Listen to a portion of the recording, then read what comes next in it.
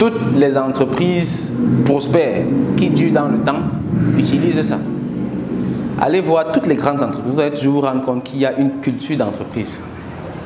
Les entreprises comme les Camtel, les grandes entreprises là, les entreprises comme les Orange, les entreprises comme la Sonara, les entreprises comme Mercedes, tout ça, ils ont toujours une culture d'entreprise. Et la culture d'entreprise, c'est tout simplement une identité qu'on s'approprie, comme ça. Et quand on s'approprie cette identité, l'entreprise prend vie et commence à vivre à travers les personnes qui font l'entreprise là. Et maintenant, ce que chacun veut, c'est ça qui va se réaliser pour l'entreprise. Ici, nous sommes également dans un cadre. Si on veut avoir un succès sur le long terme également, il faut qu'on crée donc justement cette culture-là. Et c'est ça le rituel de succès ici.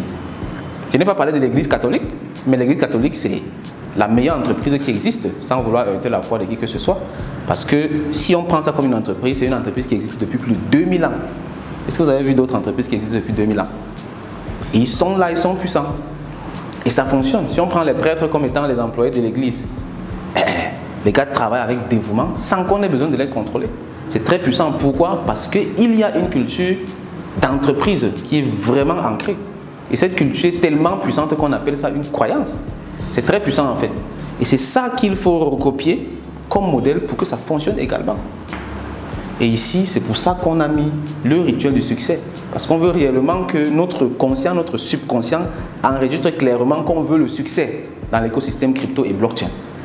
Parce qu'on ne va pas quand même imaginer que Dangote ne veut pas être l'homme le plus riche d'Afrique. Non, ce gars est forcément super déterminé.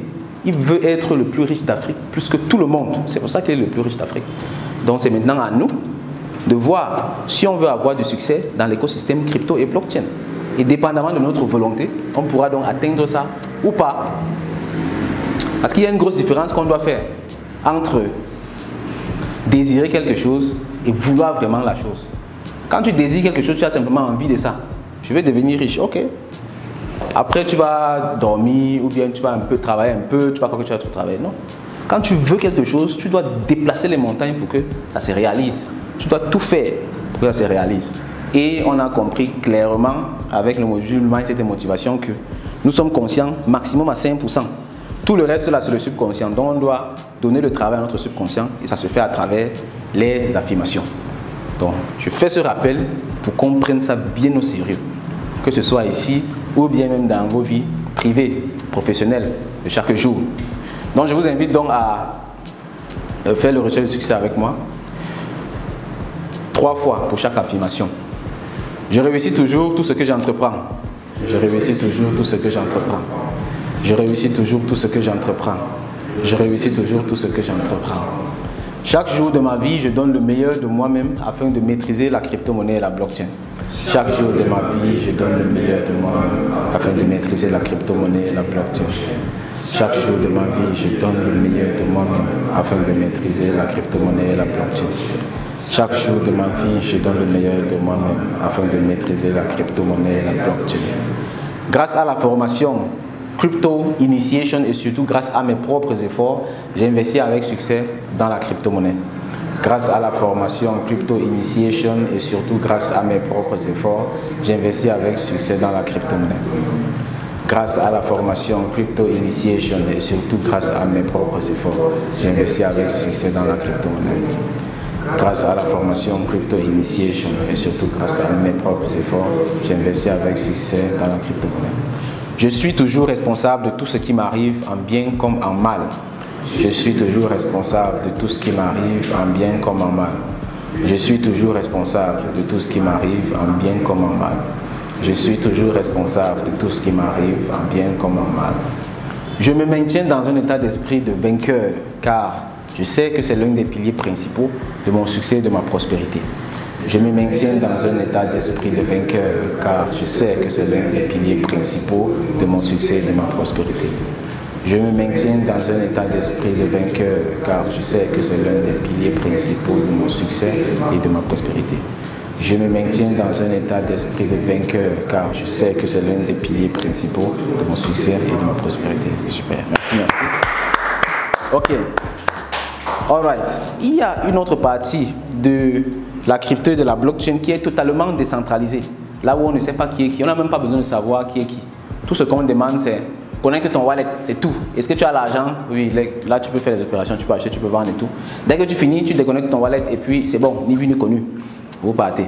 Ça, c'est la finance décentralisée. Et c'est ça qu'on va aller voir là-bas maintenant. Dans la finance décentralisée, on peut faire beaucoup de choses. On peut faire pratiquement tout. Tout ce qu'on peut faire dans la finance centralisée, ici on peut faire là-bas aussi, dans la finance décentralisée. La grosse différence, c'est qu'il faut imaginer, ici là, c'est exactement comme la banque. Vous leur avez confié votre argent. Vous leur avez confié votre argent. Ce qui fait que même quand vous voulez faire une transaction, c'est pas moi qui fais la transaction ici. Comme j'ai fait là, je leur donne juste l'ordre d'envoyer mon argent que j'avais déposé chez eux. Donc moi je leur dis envoyer à telle adresse. Eux maintenant, c'est eux qui prennent maintenant l'argent là et qui vont faire la vraie transaction sur la blockchain. Mais en réalité, c'est pas moi qui ai fait la vraie transaction sur la blockchain. Vous voyez. Ce qui fait que ici, je peux leur donner un ordre de faire une transaction et ils refusent. Par exemple, pourtant, dans la finance décentralisée, je suis directement sur la blockchain même. Quand je fais une transaction, ça part directement. Et vous allez remarquer également, les transactions à travers les plateformes centralisées sont beaucoup plus lentes que les transactions sur la blockchain même. Sur la blockchain, c'est beaucoup plus rapide parce que on envoie l'ordre directement à la blockchain. Donc là, on va sur CoinGecko.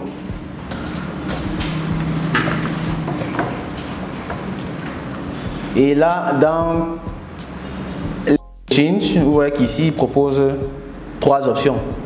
Centralisé et puis dérivé. Aller sur les décentralisés. Et là, donc, on va avoir la liste des exchanges décentralisés que CoinGecko reconnaît. Vous voyez, il y a Uniswap, il y a Jupiter, il y a Orca, il y a Raydium, il y a tellement. L'idée ici, c'est quoi? L'idée, c'est que, comme dans les exchanges centralisés, on a jumelé le marché et le wallet. Parce qu'il faut voir que quand vous allez sur OKX, OKX c'est le marché. Mais maintenant, le wallet est aussi dans le marché une fois. Parce que votre argent, vous avez déjà déposé ça sur OKX, sur le marché.